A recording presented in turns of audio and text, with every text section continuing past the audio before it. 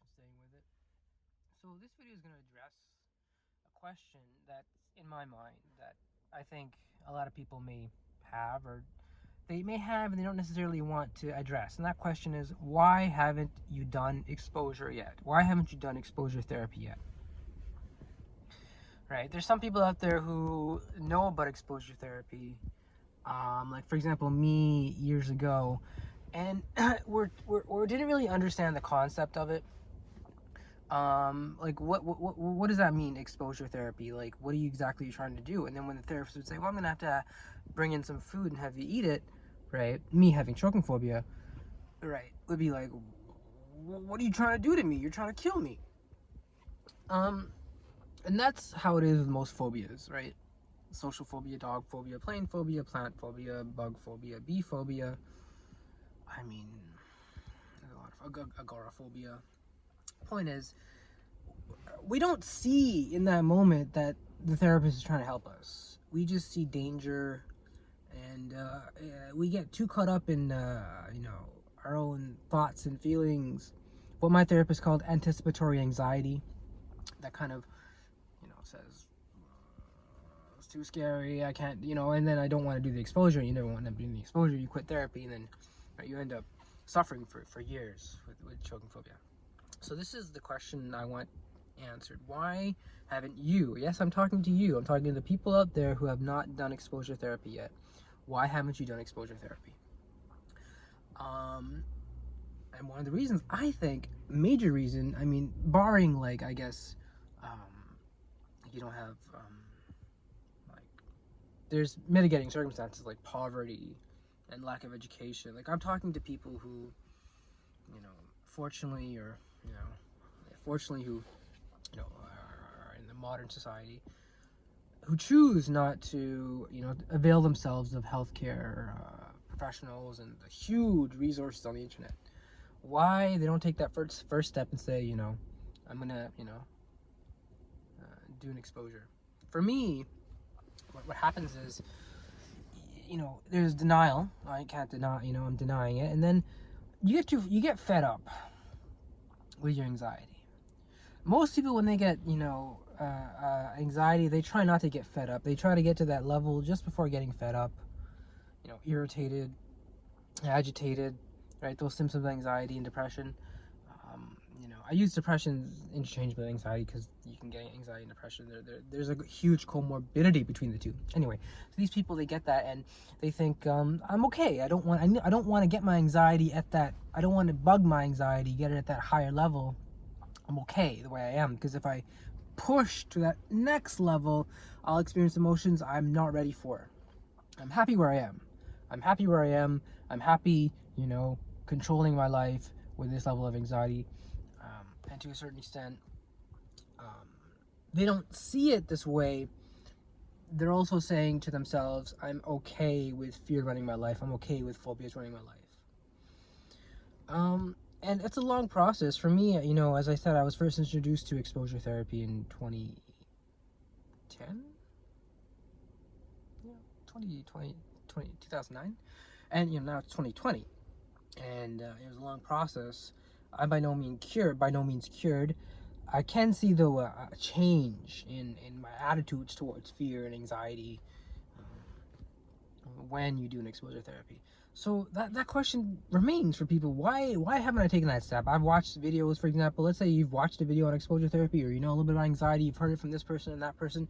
Why aren't you taking that next step to make it serious? It's because, as I said, you're comfortable where you are. Now, there's nothing wrong with being comfortable with where you are. If that's who you feel. I mean, if that's how you feel and that's who you want to be, then that's who you're going to be. In the day, if you choose your behavior.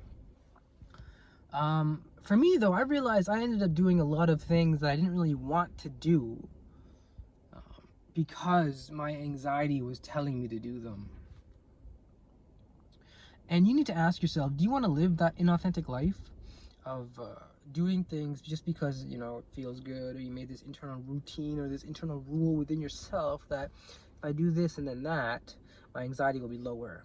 Whether it has any basis in science or not, you just do it because it feels right, or I was good. I'm happy about it. That's how I live my life to a functional degree. I mean, that's great. It's just, you're going to make a lot of bad choices. You're going to make a lot of choices that aren't based in science. You're going to be like, well, why is my life so messed up? Why am I, frustrated? Why am I lonely? Why doesn't no one understand me? And, for me at least, I made choices that were directly influenced by how I responded to fear, right? I feared choking, so I would try to be this good person, assuming that good people, right? All good people, right? I'm trying to think, right? What would God think, right? I have OCPD, so that hyper religiosity is always there as well. I have that as well. So what would God think, right? About a good person? Well, God would, not let a good person choke. When in reality, that's not the thought you're supposed to be asking yourself, because that's a hasty generalization. You're not really asking yourself, why do I fear choking on food? You're asking yourself, what's the best way to not, answer that question, or to even avoid even having that question enter my brain, right? By assuming I'm a good person, therefore God will not choke me, right? It's like, God can do anything he wants. And if you don't believe in God, and if you just believe in like morality, I'm gonna safely assume, I'm gonna think it's okay for most atheists or agnostics, because I was an agnostic at one point. I did believe that, there was like, you can cheat and lie and be evil towards people, or you can, be an alright person. You can be a good person, right? And I was agnostic way before I had mental illnesses. The same kind of trajectory goes though, where it's like,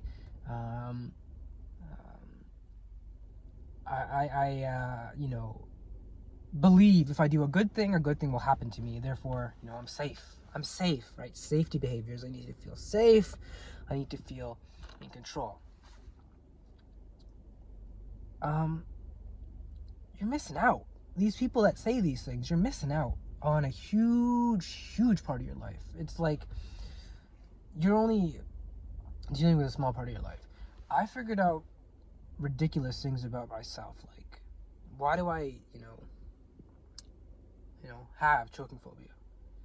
Well, it goes down to traumatic memories, and your brain is trying to protect itself from traumatic memories. It doesn't want to have you think those or remember those.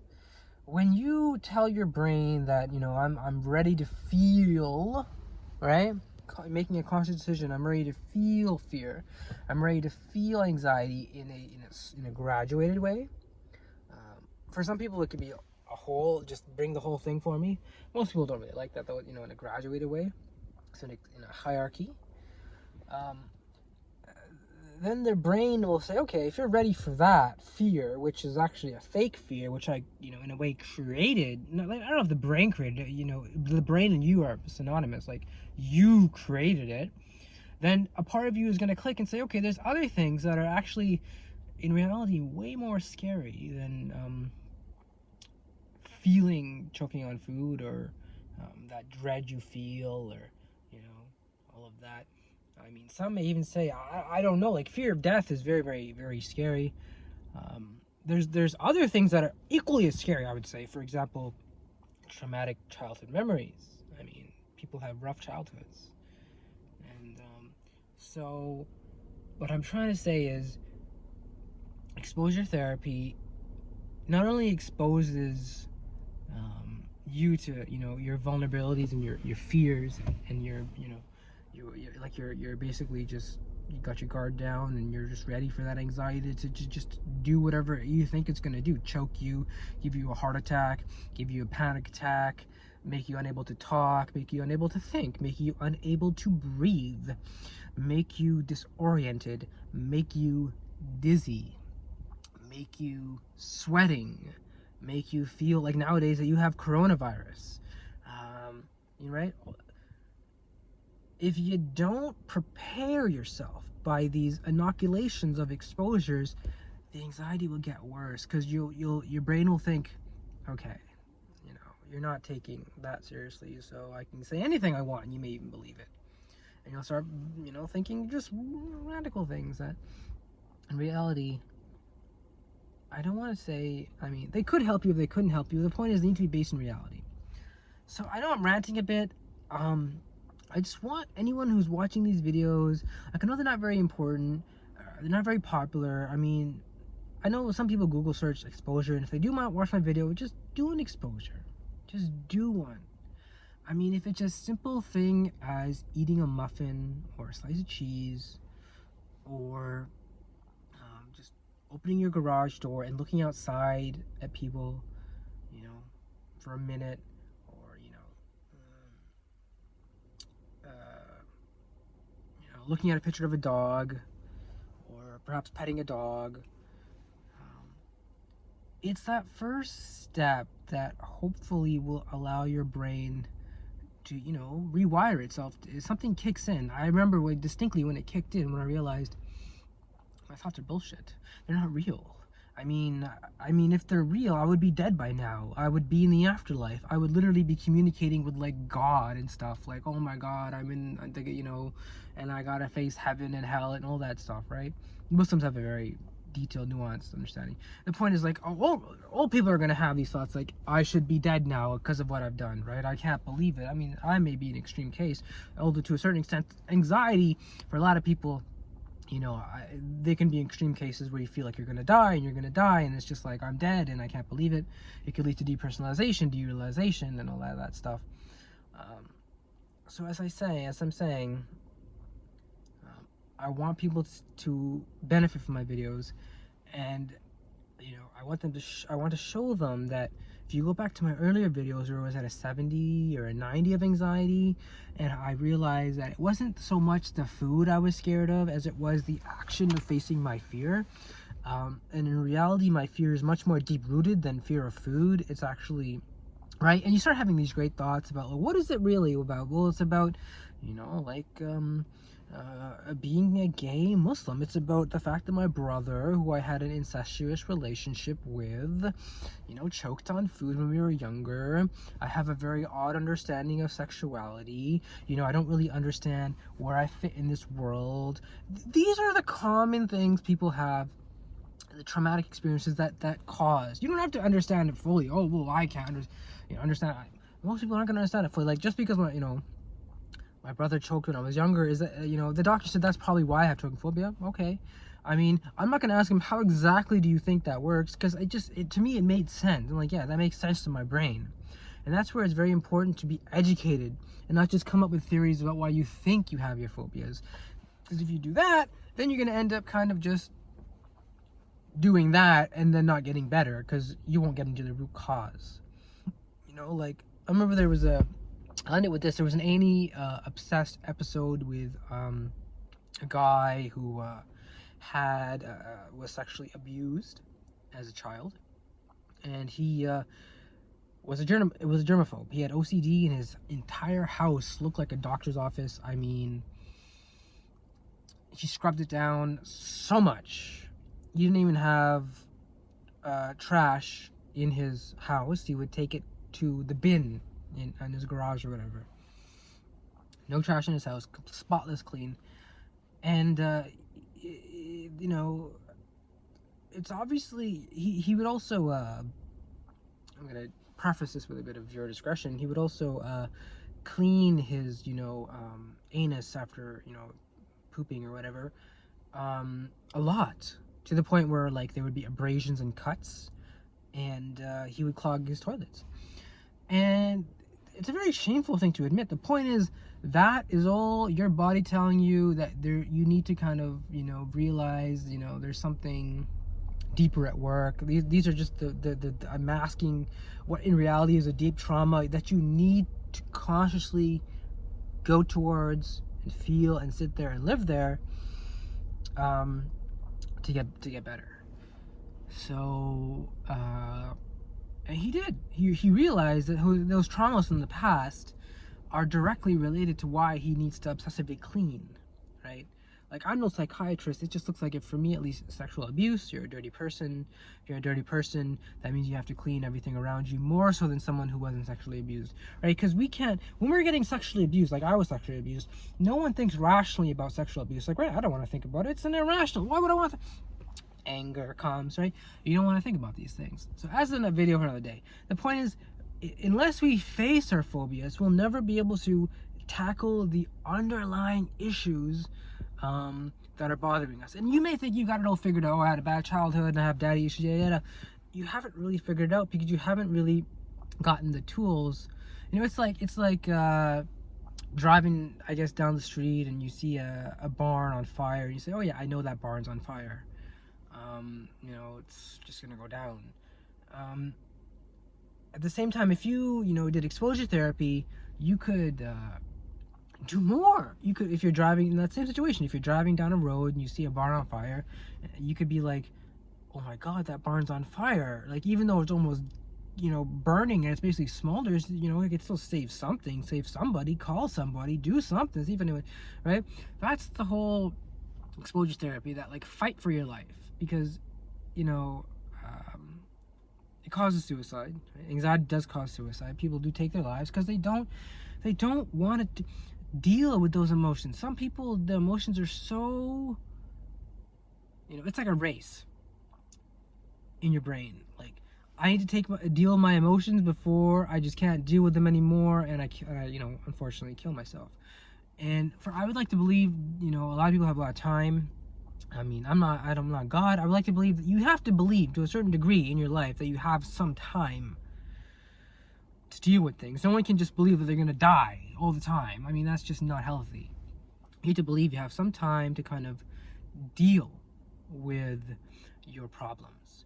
And it's how you use that time. You use that time to go towards your exposures and your anxiety, or do you say, you know what, I'd rather just take that cheese or that muffin and then starve myself and then blame my father or my past or my God or the news or anything. You end up fault finding. So this video has gone longer than I want to. I know, you guys know I rant. Bottom line, do an exposure. Just do an exposure. I'm begging you guys. I know there was someone in one of the comments that said, I get super anxious, like right when I'm about to swallow. I was there too. I was there too. Here's how you deal with it. You start breathing. You literally, through your nose. Because people who do this want control. So the first thing you want to control is your breath, right? You want to breathe through your nose, even if it takes 45 minutes. I mean, you need to be passionate about it. You need to have that, okay, I'm going to take my mental health seriously. I'm going to take it seriously no matter what. Like this, for me, this is the most important thing in my life right now. It's really one of the most important things in my life, if not the important thing. It really is damn important. I mean, for me, I got sick and tired of it. I was like, there's no more. I can't. I see these healthy people eating all the time, thinking, oh, they're not gonna choke. It just pisses me off. Especially since I'm a food courier. I'm always with food and I deliver food to people. I think, man, that's awesome. They don't have this. Like, I get jealous. I'm like, these people, right? I know I shouldn't. It's just, like, it's really infantile to be that way. It's just sometimes you can't help it. You're like, man, these people don't have any clue about my suffering. Well, you need to take your suffering. See, it's your suffering. It's not my suffering, it's your suffering. You need to take personal responsibility for your suffering. Don't blame it on anybody else. If you blame it on anybody else, you're going to just wait for them to come and help you. No one's going to come and help you. No one is going to come and help you.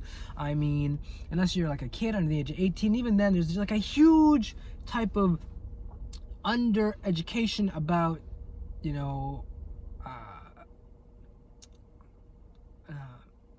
psychology,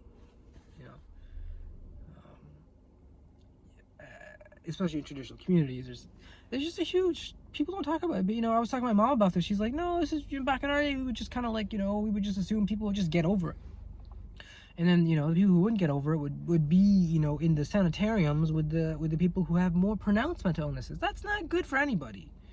I mean, you need to, people who have more severe mental illnesses need more care than someone who has less mental illnesses, and when you put them together, they're gonna learn. I know I was in a mental institution for a bit, a very short period of time. You learn very quickly to learn helplessness. I mean, you just learn it. I started blaming the nurses within like, you know, a couple hours. Why can't I go have a cigarette? Like, why? I mean, you literally were in there trying to, you know, cut yourself and stuff. So I think a cigarette is the last thing you really need to deal with. I mean, it could help. The point is, you're there for a reason, and that reason is not necessarily to start blaming others or to learn, like, oh, you know, I'm in here now, so everything's, you know, I'm crazy, so I'm just gonna act crazier. Like, you know, you get these stupid thoughts. And so, with that being said, I cannot stress this enough. Take your anxiety seriously. Do your exposures. I mean, you need to first understand, like, if addressing the person who has the thing with the choking, I mean, in terms of like right when they are about to eat, or when it's right like they're like, oh, I can't swallow. You need to breathe. Do breathing. Like, I don't mean you need to breathe like right now. No, I mean you need to do breathing exercises. There's Calm is a very good app that has this. Mind Shift is another app. It's just, if you learn about mindfulness meditation, the Buddhists are very, very into this. It actually came from Buddhism. This idea of being mindful and understanding that, you know, your thoughts, it will pass. Memories will pass. It's just all temporary. Let it stay. Let it stay. It will eventually leave. Right? This memory, this emotion, this feeling, it will eventually, you know, nothing permanent. Right? And that's what you kind of gotta get into this kind of like belief. Like, okay, psychiatry, I may not believe in all of it, I may not understand all of it, I'm still gonna, I'll try it. So yeah, do your exposures. And now what I'm gonna end up doing, unless my anxiety gets to a 10, I'm gonna take a break. I need to I mean, there's stuff in the mail that that I need for my videos, and it's just not coming now. So as I said, I'm gonna start making these videos more based on like how much I feel I need to get stuff off my chest, rather so much like, you know, this and then this and then this, because I've talked about so much. I think it's best for people to just go back in the videos and just watch it, because there's so much I've talked about, from thinking errors to mindfulness to exposure therapy to facing your fears to being a gay Muslim to, you know, incest to hospitalization to medication, that if you just kind of watch my videos and just kind of like, okay, so this is where he's coming from, you'll understand that this is why my videos are kind of like this now. I've talked about a lot of stuff, and I want people to just basically go back and think about it. And what I'm going to do now is kind of basically wait, you know, about 2 weeks. Yeah, they said about 2 weeks the stuff's going to come, and I'm going to start, you know, doing the videos again about basically any topic I choose in terms of psychology. Just whatever I think about. I got some ruminating right now, like mindfulness. There's people that I'm thinking about, like you know, Olivia Rames, and I think her name is Tessa Watt. They talk a lot about mindfulness and dealing with, you know, anxiety and social anxiety and all that. Yeah, like, you're not ugly, you're not different, you're not you know, any worse or wrong for having anxiety, right? Anxiety doesn't make you a good or bad person. It really doesn't. Like, having a diagnosis of anxiety, oh, now I'm a bad person. No, it doesn't work that way. So as I said, for that person who has that choking phobia, I highly recommend, like, which I have as well, you know, and I've had that feeling many times. You just fill yourself up also with a positive mantra. Not only breathe, also fill yourself with a positive mantra. My doctor recommended one, which was, this is my medicine. And it's obviously very good because you're eating the food as well, and most medication you take with a pill. So you think, this is my medicine, it's gonna get me better. Something will just click, and your body will be like, okay, so I'm getting better. And then it will take a second, you know, it'll take some time for your brain and your body to realize, oh wow, this is a big shock to the system, this is different, and then boom, it clicks. I mean, not real time, it takes some time, you know. Like, I don't know, every brain is different. For me, it took, I don't know how many exposures until I finally got the hang of it, like what exactly is supposed to happen and what's happening. I would say at least a month and a half. Yeah, for most people it takes at least 2 months to kind of, if you do it regularly every day for 2 months, you will see an improvement. And I know I'm blessed because I have OCPD, so I kind of like have this, like, I like doing things over and over and over again. For some people who don't have OCPD, just remember, like, why you're, like, why are you doing this? Do you want to continue feeling this way? Because that's it really is, it is, because this is, some may say this is black and white thinking, either do psychology and exposures or be, you know, anxious. It's not black and white thinking, because it's logical. It's only black and white thinking if it's an illogical fallacy. This is not an illogical fallacy. Psychology works, right? Psychology helps people get better.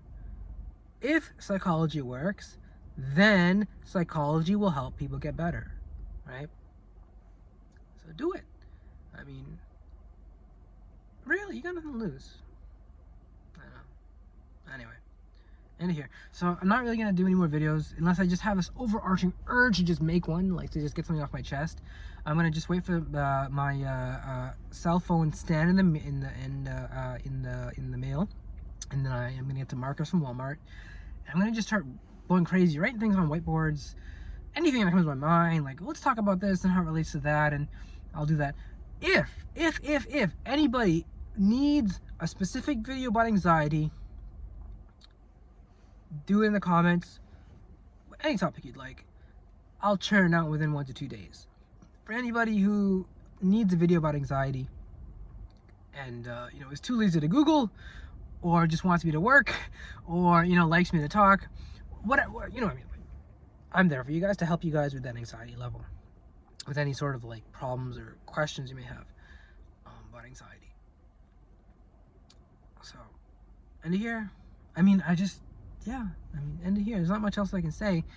It's really hard during this times of coronavirus to actually, you know, deal with your anxiety. But at the same time, I want to say, and I don't use but very often, I want to say, this is the perfect time to face your anxiety. This is the blessing in disguise. This is the perfect time to deal with all of your anxious feelings, all of your feelings about death, all of your feelings about, you know, am I, you know, worthy? Am I good? Am I happy? Am I sad? Am I bad? You know, am I, you know, gonna die from this disease? I mean, what better time than now? I mean, this is what creates character in the crucible, right? The crucible is a tool where you mix pure and impure metals and heat them up, and the pure metals, you know, remain, the impure metals melt away. That's what this is. This is a crucible. This is a very important melting point in our life where we as my psychiatrist would say, there's people who, you know, literally they get better from anxiety and their character is changed from it, right?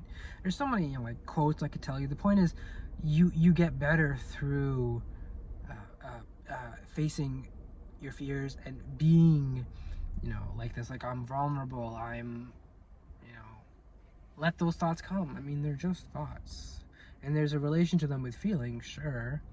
At the end of the day, though, I mean, thoughts and feelings, it can all be controlled if you just give up control for a little bit and let the thoughts come, let them come safely, let the, you know, fear come, let the, you know, the food smell tell you it's gonna choke you, and the taste and the texture.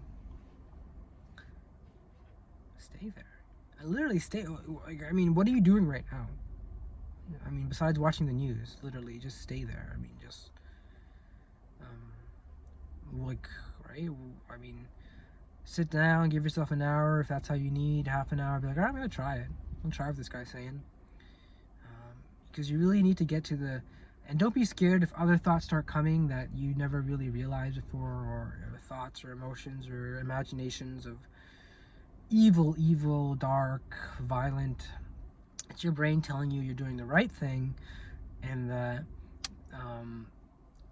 it's trying to, your emotions are trying to become manifest through logic.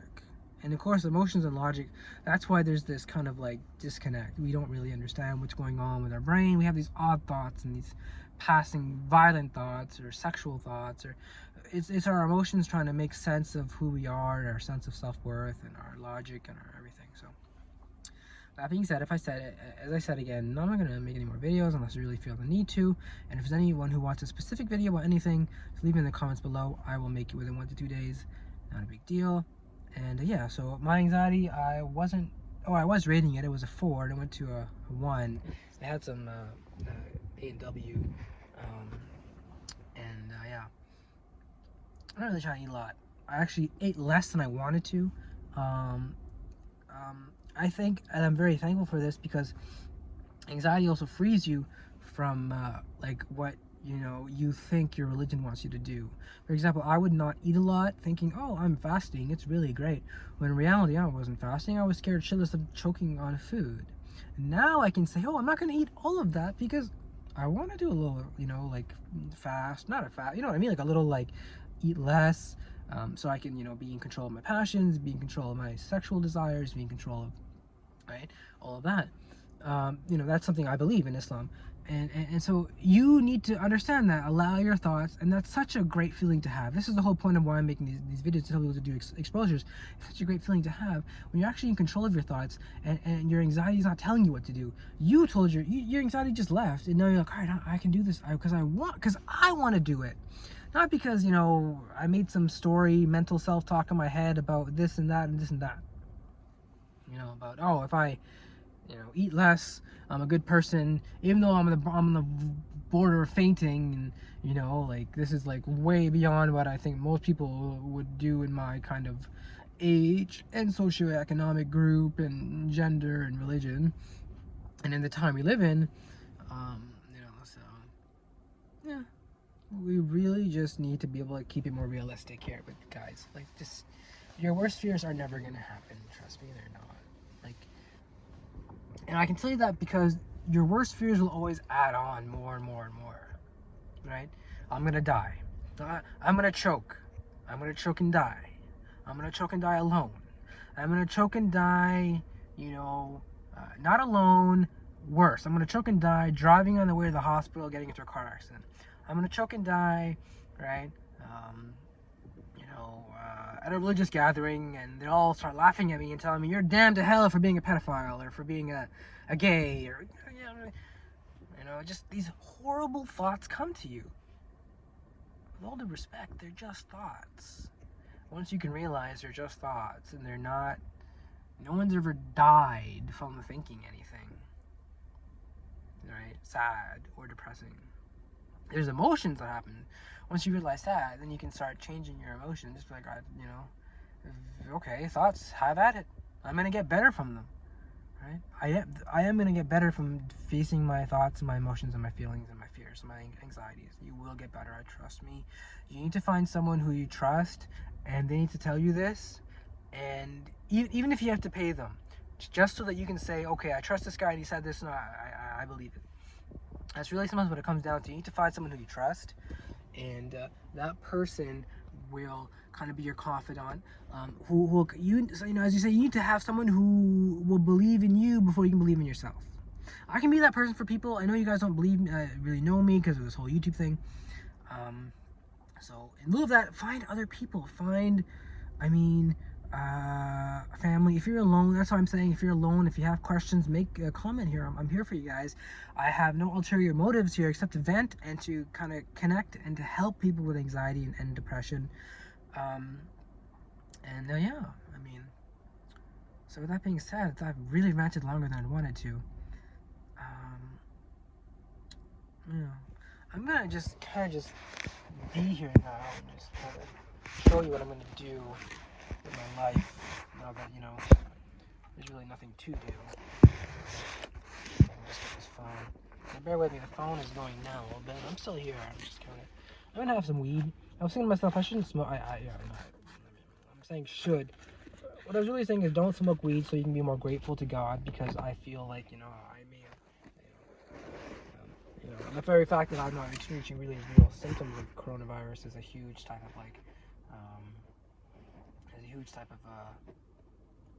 relief for me.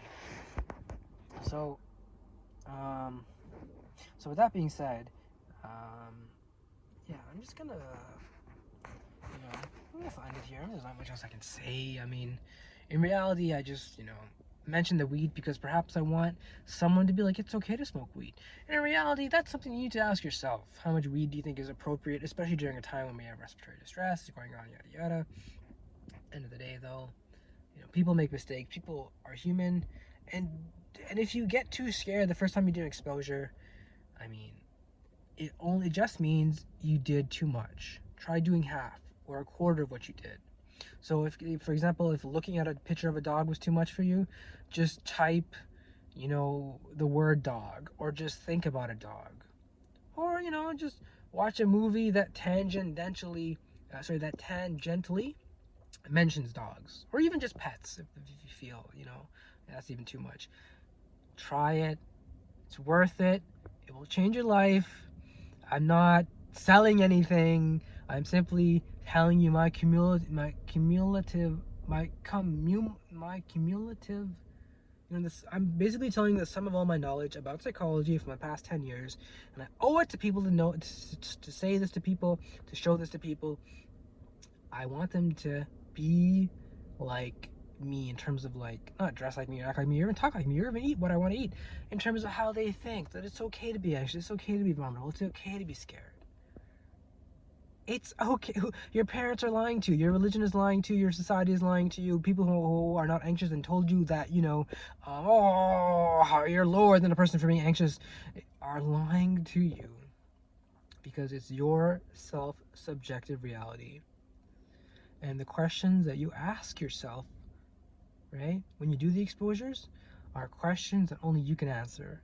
And that's the real, truly scary part.